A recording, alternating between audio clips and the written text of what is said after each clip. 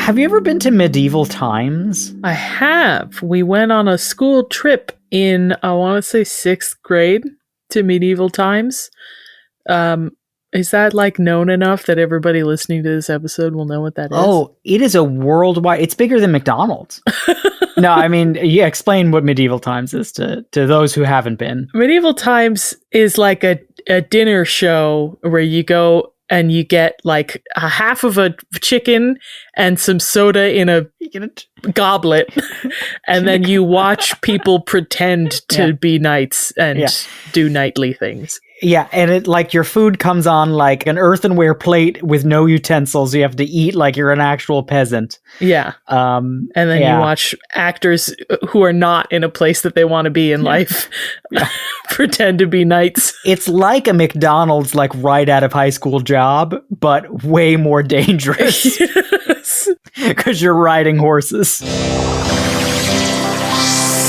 Welcome to Butter No Parsnips. Every week on Butter No Parsnips, your hosts Kyle Imperator and Emily Moyers take you on an adventure through the weird, wacky, wonderful, and sometimes even wicked world of one wayside word. Strange characters, delightful bits, and general joyousness abound. Join them as they test each other's etymological expertise.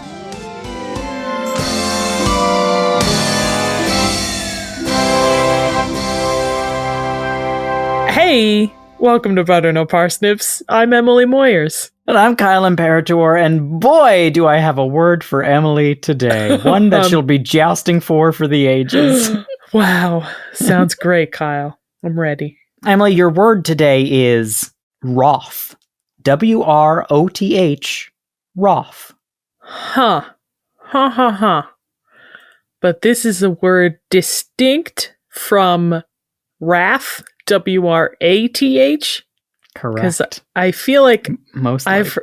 That's yep. This is exactly what I'm feeling, because I feel like I've watched movies where people with English accents have said wrath, and I have assumed that that was how they were pronouncing wrath. But now that you've presented me with this word, that has shaken and all of that up. Yeah. You're shook to your foundation, to your core. I don't know what's real now. Wroth can also be pronounced wroth, which is how it's more often pronounced in British English. Okay. In certain contexts.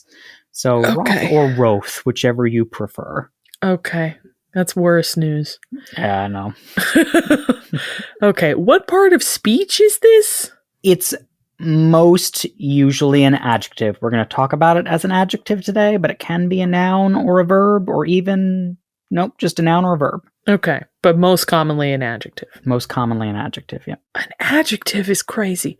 Okay, would you describe a person as wroth? You can. Very, very often you would, yeah. Wow. I mean, you weren't far off with wrath. Yeah. So, okay. That's a place to start, unless you want a hint. What is as Germanic? I'm assuming. Yeah. Okay. Yeah. Mm-hmm. Yes. Okay. So that means it's an old word. All of English's oldest words are Germanic. Mm-hmm. I mean, I'll shoot for the obvious first and see what you say. Does it just mean wrathful? Yeah. You got it, Emily. Nice. Is Nice there anything job. like more precise than that, or is that it?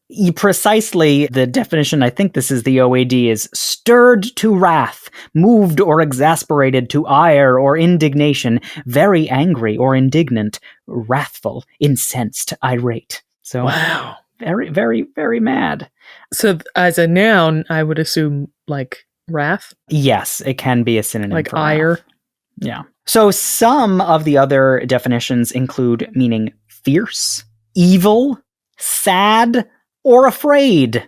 Those are all a wide variety of things. Wow. That's a lot. Under the umbrella of that's wrath. basically most of the negative emotions that you can have. But I feel like there's like a wider psychological point to be made here, which is that like all of those feelings ultimately contribute to each other. They're really all tied up in one. They're all tied up together. Wow. This is what it really comes down to. Butter no psychologists today. That's right. So wroth comes from the Middle English roth, which means angry, irate, or angry with somebody, or with something, or with oneself. But it also had like 100 other definitions and senses and use in a lot of Middle English phrases, which we can't cover today because we don't got the time, but most of them relate to definitions that we will cover today. So Okay. it's all wrapped up. Just All know comes that it's back. all Middle English. Yeah. But either way, the Middle English comes from the Old English Wroth, because in Old English they pronounced the silent W's, which we'll get to. Yep. Oh, Wroth. wow. I just want you to know, Kyle, that I guessed Old English organically looking at the word, and then I've just now remembered that you've spent the past 2 weeks complaining about looking at Old English. Oh, yeah. You're going to get a lot of double takes on this episode. Kyle and I sat together in a coffee shop, and an hour went by, and Kyle said, "All right, I'm halfway done looking up pronunciations alone." And I was like, "Oh my God." Gird your loins, everybody. I know mine are. So the Old English wroth meant very angry, irate, or offended, or it could mean hostile, savage, or violent, but it literally meant tormented or twisted, and it was the past tense of the Old English warithon, which meant to twist or bind. Like physically. Like physically, to twist or bind, yeah. So it could mean like physically twisted up or emotionally twisted up. Yeah, you got it, Emily. Wow, that's fun. This comes through the Proto-Germanic waraithas from the Proto-Indo-European root warate, which meant to twist or turn. Possibly, we think, suggested from the earlier root where, meaning to turn or bend. Is this, I don't know, feel familiar, Emily? We just talked about this in what word? What's the last word that you did? Yeah, Emily, so you might remember it from one of our recent episodes, episode 141, formication, in which we discovered words like worm, vermin, and vermicelli originate from this root, right? Wow. So this is a worm word. It's a worm word. There are many other words that are very directly related to that root where. I'd ask you for some of them, but we're going to cover some in the game later. But basically, any word that starts with WR is that makes from a lot of root. sense, actually. Anyone. Yeah. We have a lot of WR words. There's so many. Yeah, that adds up. But the one word that's most closely related to wrath, also from the Proto-Germanic waraithas, is wrath, a noun which means great anger. One of the sins, I think. One of the sins. One of the horsemen? Oh, no. God. One of the know sins. anymore. No, Now I don't even know wrong. anymore. Nope. I think it's one war. of the toppings on a Chicago-style hot dog. Can that be one of the options? Go on, Kyle. So, wrath may seem like it's derived from wrath, right? It does. That's how, I read it and I was like, oh, it's just the adjective form of wrath. Sure. Nay, Emily. It's essentially the other way around. So through Old and Middle English, wrath was appended with the suffix th, which forms nouns of quality from adjectives. Think heal to health or strong to strength. In this case, the Middle English wrath or wrath essentially became wrathatha or rethatha. You can't add a th to a th. They added a th to th because they had 4 different letters for the th sound. Oh, there was that's the true. and th and th. Yeah. That's all of them. Threw them in there for you. Could you run through those one more time, Kyle? I think I missed it the first time. He's adding more. He's freestyling. I'm just making up my own language here. Oh my gosh. So probably due to the conflation of these two very similar terms and accents included, in the 1400s, wrath began being used as a noun to mean wrath, and in the 1500s, wrath began being used as an adjective to mean wroth. But Wow. here at BNP, we know the Wroth truth. We're getting right down to the Wroth truth. We're getting right down to the Wroth truth. And the raw truth. Oh, Kyle didn't like too that. Too raw, Emily. Oh, two raws don't make a right. I'm sorry. Yeah, it's true. So, as a very, very old word, Emily, and one that has generally, though not totally, fallen out of use in modern parlance, most of Wroth's uses come from Old and Middle English. Yay! That's where we get to spend this episode. Yay! I'm so excited. Pre-1500. Whoopee! Woo! So, for an example, the Anglo-Saxon Chronicle, an Old English chronicle of history written between the 9th and 12th centuries, contains this quote concerning William the Conqueror learning of a treacherous abbot. And the quote reads, the Kung Wilhelm geheerde vat sedgen the wayarth his with Wroth. Indubitably. Indubitably. Or in regular English, it means, when King William heard say that, he was very wroth. No, that's not the same as what you said before. I know, it doesn't have the same vibe, so I had to do both, you know? Not even a little. It's like subs versus dubs, you know? Do you want subtitles? Do you want dubbing? It's the dubbing I go for. Yeah. No, the subtitles. Mm-hmm. So it means angry in that context. He was really pissed, you know, really pissed. The word is often used in religious texts, usually in reference to the wrath of God or of other deities, right? Divine wrath, as is the case in the King James Bible, published in 1611, when it reads, "Be not wroth very sore, O Lord," which is what I say every time I know I'm guilty of something. Be not very sore. Be not wroth very sore. Can we let bygones be bygones? Don't be mad. Bloody knife in my hand. I did sin again. I can't remember. Was it one of the sins? Was it one of the horsemen? Promise you won't get offended before I say this. Well, Emily, if one is wroth very sore, the word over wroth, meaning excessively angry, might be a better way of putting it. I feel like I've heard that. Over wroth? Yeah, that rings more of a bell for some reason. Interesting. Where? Is it related to overwrought? Maybe I'm thinking that is a word that I've heard. That makes a lot of sense. I drew that connection when I came up with, when I saw over wroth. Wroth has been spelled like rot in the past. Crazy. It's had a million different spellings, but it's only related in the sense that they both do come from the where Proto-Indo-European root, but rot actually comes from words. It comes from it's a closer relative to work. So overwrought means to overwork something. To overdo it, yeah. But they do have an ancestor. Sure. But I think that's why it sounded familiar. I think it just sounds phonetically similar.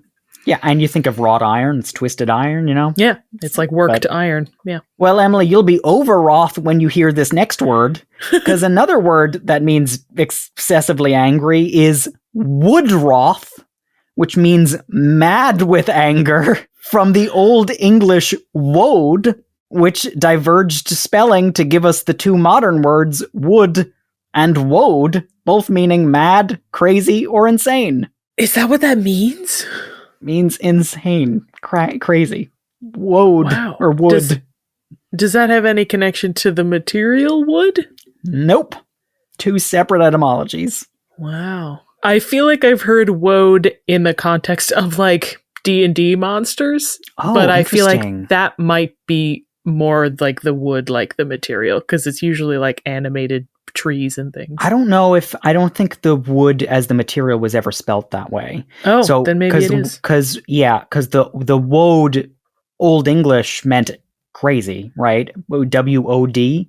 And then that through Middle English and Modern English, it diverged to the wood W-O-O-D and W-O-D-E spellings. Mm-hmm. And sometimes W-O-A-D. Yeah.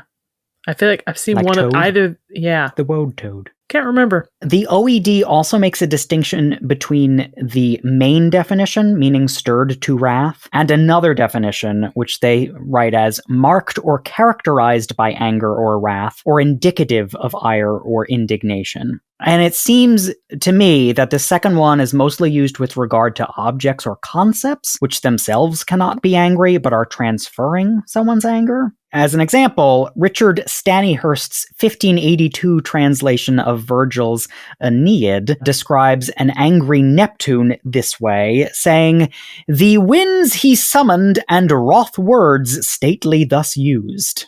So like words that are carrying anger, but like the words themselves aren't feeling anger. Right, exactly. That makes sense. sense. Naturally, then, Emily, wroth can also mean of a fierce, savage, or violent disposition of character, stern, eager, or quick to argue or fight, aggressively defiant. It's got some really long definitions for this word. Yeah. I feel like the OAD is always like, let's make sure we cover all the bases by listing every synonym separated by semicolons. That could possibly be used in this sense. Yes. So the poet Lyman uses wroth in this context in his Brut, which is the first English language historical work post Anglo-Saxon Chronicle. And he writes, "There was many bold brute and many connixtus wroth." Yeah, I got it. No need to translate. Yeah. I mean, it's pretty clear, huh? But maybe for other people listening. Oh. Well, I mean, it just meant there was many bold... Brute, in this sense, is an old version of Brit. It's where we get British from. So there's many bold British people, and many knights Wroth were fierce, right? I had a feeling that was Connixtus. Nice. Yeah. Yeah. Which is spelt with a C and an H. And that's... but pronounced Connixtus. Crazy. Yeah. I feel like the farther back you go, there's like only so many texts that we still have that dictionaries are pulling for citations of words. So you start to see the same ones coming up over and over again. I've definitely seen brute more than once when looking for like old English words. And there's going to be a lot more here too. Yeah. You just wait. Wroth is also used to refer to animals as being of a violent or fierce nature, irritated or enraged. For some reason, that's a separate definition. I guess like in a separate kind of animalic sense. Sure. But the King James Bible gives us another doozy with this great out of context line. "The dragon was wroth with the woman." I honestly don't want to know the context in case it's rough fur. You know what I mean? I don't know what the woman is. Oh, I think, is the woman Eve in this sense? The dragon, there's a dragon in the Bible, which is crazy to me, but I'm learning. Well, yeah, I guess so. There were a lot of old dragon stories. It's a 7-headed dragon, and it's symbolic for Satan. That makes sense. Because I Satan's wonder known for having 7 heads. If that was also influenced by the Hydra of like trying to bring the pagans on board. Possibly. Who knows? Possibly, Emily. That is, and we all know the speculation. Hydra was specifically angry at the woman, fierce with the woman. Yes, the capital T, capital W. Yes, the woman. The woman, and she knows who she is, and she knows what she did. She knows what she did. This fierce sense is most commonly used in the phrase "as wroth as the wind," which we know, thanks to Neptune, is notoriously angry. Absolutely. Emily, the 14th century Arthurian legend, Sir Gawain and the Green Knight, uses this line very well. Emily, you gasped. I know you're familiar with the legend. Can you remind us how this legend begins? It begins at like a party at a knight's court, at a king's court, and then Which a king? knight. Arthur?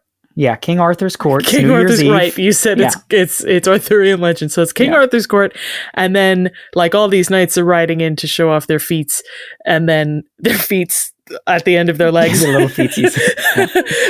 and then a green knight rides in. He's just described as being green and like mysterious and scary. Not only is he green and scary, he's wearing no armor specifically. Oh, I didn't. He's wearing no armor and wielding an axe. and wielding an axe. Yeah. And he says, if you can chop my head off and I live, then I get to chop your head off In a year. in a year. Yes. Yeah. But like, he's literally like, he says it and no one responds because they're like, what the heck is going on? Yeah, and then they're like, this guy has a death wish. And then he comes back at them and he's like, see, you're all weaklings. You're all, you won't come at me. You come won't at do me. it. So everybody's like flabbergasted, right? Yeah. King Arthur gets pissed about this, all right? And the poem states, with this, the Green Knight lache so lude, laugh so loud, that the lorde grieved. The blood shot for shame into his shirafas, the blood shot into his face. And Lara, he wex wroth as winde, so did all that there were. He waxed wroth as wind. He got so angry. He was so fierce. Wow. He was angry as the wind.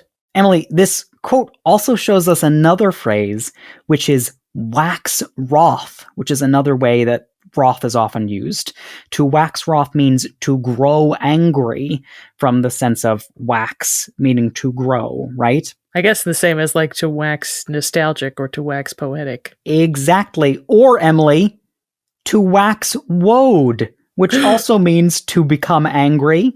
But it also has a second sense, meaning to be alienated from somebody or be overcome with repugnance for, to wax wode.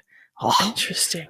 Is that used like it needs an object in the sentence, or can you just wax wode? You can just wax wode or wax wroth. Wow, that's fun. As in this quote, Emily, the 1932 Marx Brothers film Horse Feathers waxes wroth to great comic effect.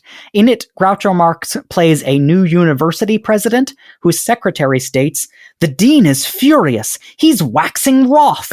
To which Groucho replies, "Well, is Wroth out there too? Tell Wroth to wax the dean for a while." Crazy. It's good. It's good stuff, you know?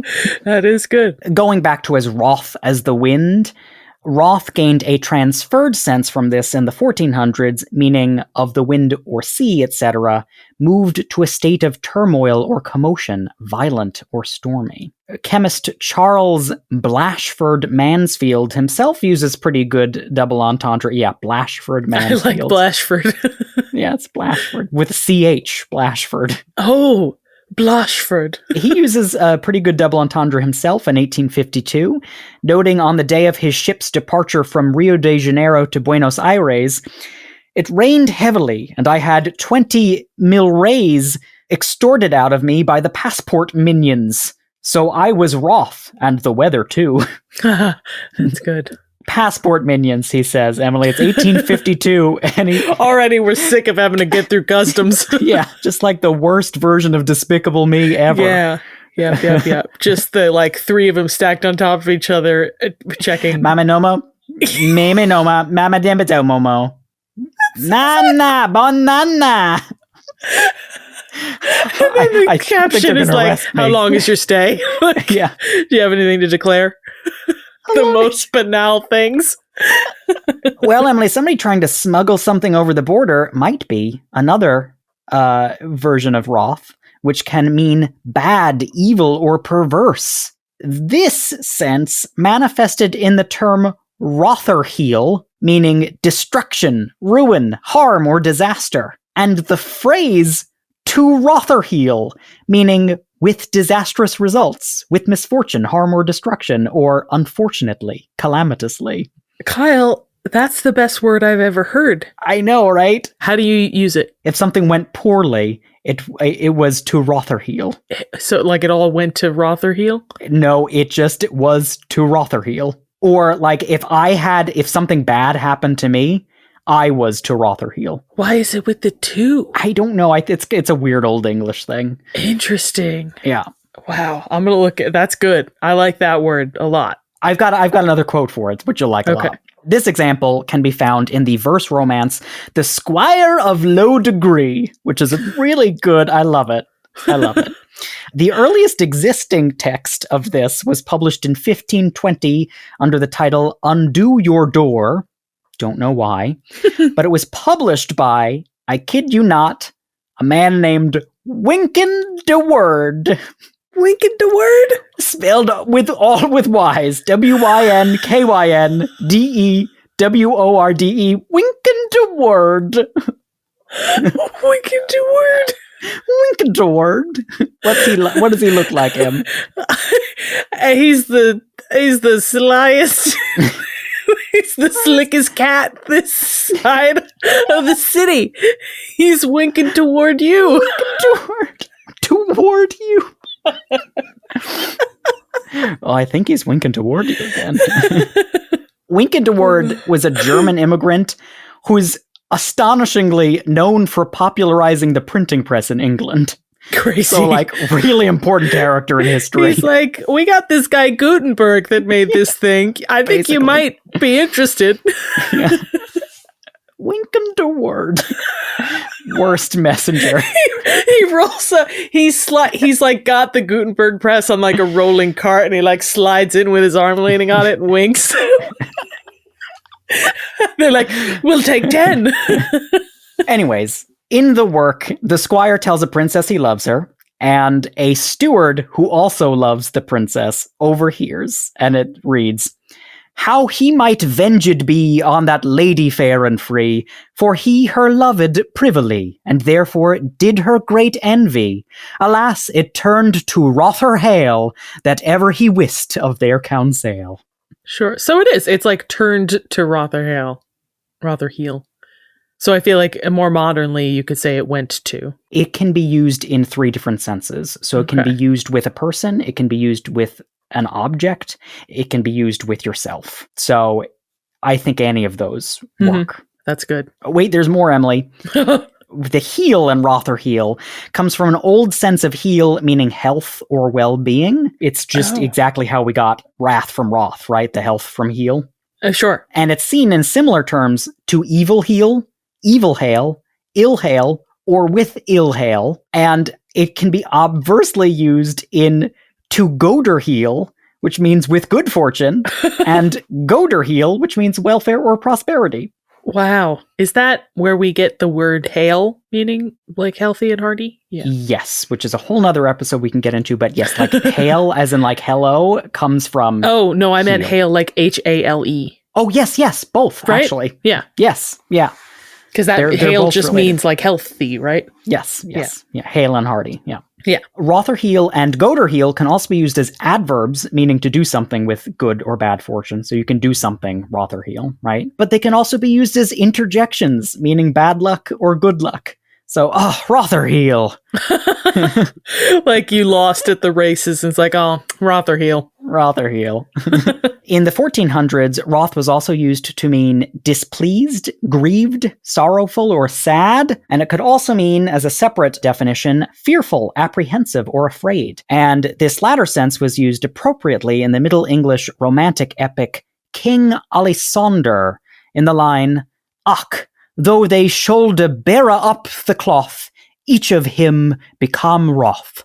For a dragon con in flame, swithe grizzly on to sayn. His tail was fed me long, the fear out of at his mouth sprung, by thrill, by fure, with his tail, to the ground he smote, son fail. With the mouth he made a bear, that all the hall was affared."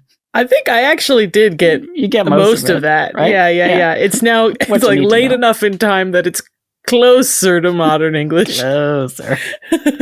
But yeah, a dragon came in, and so they were all wroth. They were afraid. Yeah, that makes sense. I would be too. Emily, if it wasn't clear already, wroth was in very frequent use towards the end of the Middle Ages, between circa 1250 and 1450, and then practically disappeared until the 1800s, around when Noah Webster described the word as an excellent word and not obsolete. Okay, all right, thanks, I guess. I just sort of like willing it into existence. Yeah. It's not obsolete because I said it's not. Yeah. I mean, it kind of worked because after then, the word was revived in its original sense for use especially in formal or dignified writing. So a lot of people writing like in a formal style would use wroth to mean angry. If you want to sound flowery. Exactly.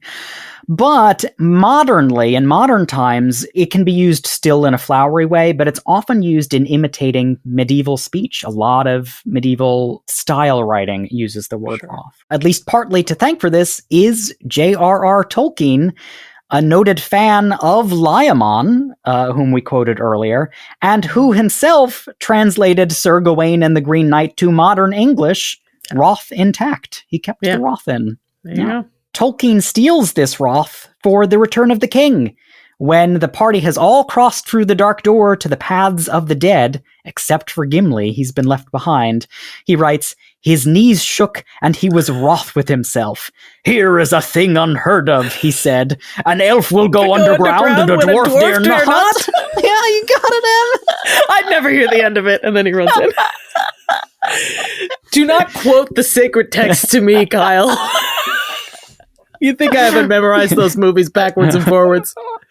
But now you've got a visualization of wrath. I do. This is it. Now I've got it. You've got it. Just if we're counting, if we're keeping track, George R.R. Martin was not far behind here, having so far in his A Song of Ice and Fire series made prodigious use of wrath, though the Redditor Possibly Humanoid wrothly noted in 2011 that the most recent entry, A Dance with Dragons, uses wrath incorrectly over 25 times as a substitute for wrath. Hilarious. Yeah. Like he was using it correctly up until that entry, and then uses it like 35 times in that book. Just shows you the drastic decrease in quality once the show got ahead of him. Yeah. He was like, I don't have to try anymore. Everyone's wroth. That's it. Heed then, Squire Emily, this wrothness as a dire warning, and bequeath unto us a sentence, utilizing even wrath as God intended, lest ye face his wrath. Yeah. Okay. Ooh, now I don't know if I want to do a sentence that was in the Lord of the Rings universe or in the Game of Thrones universe. I feel like it has to be one of those. I'm going to go for Lord of the Rings, clearly. Yeah. Gimli was initially wroth in the presence of Galadriel, Lady of the Wood, but by the time he left her court, he was enamored of her. Aww. Yeah. Oh. And that Beautiful. Is wroth in that sense, meaning afraid. Oh, good. Yeah. It's been a while since I've watched the movies, so. That's fair. But he is normally wroth, just at a baseline, just wroth, at a base level, meaning enraged. Or fierce, either. Yeah, for sure. Emily, would you like to cap us off with a game? I would. Okay. Your game is called Are You a Wroth's Child? Proud of that one. Yeah, I bet you are. I dare not leave you nor our esteemed listeners awrothed by neglecting to benight Wroth's most regal rhetorical relatives. Who do you think I am? Who dost thou think I am? Rothschild. Rothschild. So, for this contest of sport, I shall elevate the stature of certain wroth-adjacent terms, and thou must unveil which valiant soul I seek to honor. Art thou prepared? Almost, but could you maybe explain the rules again in like a more modern English? I'm going to read a poem that I made, and you're going to tell me what word related to wroth I'm talking about. Copy that. Mm-hmm. Firstly, this noble knight's goal is to twist, wrap, or wring, or contorting the body by making it fling. Which worthy word should be praised by the king? Well, when you started, I thought, wrought, but a person can do this? Mm-hmm. Perhaps related to the ancestor Rethon. Wriggle? Writhe? Writhe! You got it, Em! Oh, yeah. Thank gosh. Wrap, ring, wriggle. They are all related, but Sure. the word I was looking for was writhe. Nice. Your next quest. Yeah. From writhe comes this squire, poised to coil, curl, or weave. Same goes for his brother, a crown made of leaves. Which gallant grumps should don the family's galled greaves? Wreath. The two you're going to do in this one. Oh. Wreath And is the wreathe crown. as a verb? And wreathe as a verb. Yep. Very closely related to writhe and wrath and wroth here. That makes sense, because it's twisted. It's all twisted. Yeah. Yeah. All right, Emily, you're doing great. Here's your last quest. From Scots this word came, to no more can we cling. Though to writhe links dear Tolkien for his shades of the ring. Which ghost did he honor as wrathly offspring? Wraith?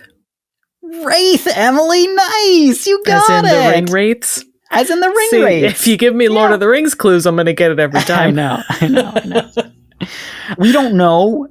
We know that Wraith goes back to Scots. We do not know anything further than that, but Sure. Tolkien, when he did his etymological research, he actually has a book of Middle English, a dictionary of Middle English. He connected etymologically Wraith to writhe. So that's good enough for me. Huzzah, Emily! Congrats! Wow. Kyle, this was a fun episode. There were lots. Wroth is a good word. I like words that have a lot of versatility to them. Wroth heel? Wroth or heel. Wroth or heel? Great. Yeah. I'm going to tuck that one away for a Yeah. rainy day. And anytime you bring up Lord of the Rings, I'm happy. So I this know. was honestly a It's banner all about episode making you for happy. me.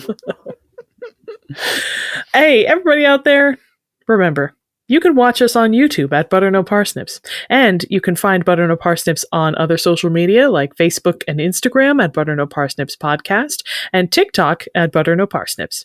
And if you liked today's episode, consider giving us a 5-star rating or review wherever you heard us. And if you really liked today's episode, consider donating to our Patreon at patreon.com/butternoparsnips. Donating just $5 or more gets you exclusive access to Buttered Parsnips, our After Hours podcast. Thanks so much to all of you. You help us make what we make. And with that, I've been Sir Kyle Imperator. And I've been Dom Emily Moyers. With I an guess A. I'll finish it for With her. an A. And this has been Butter No Parsnips. I forgot it was me. Oh, to Wroth or heel.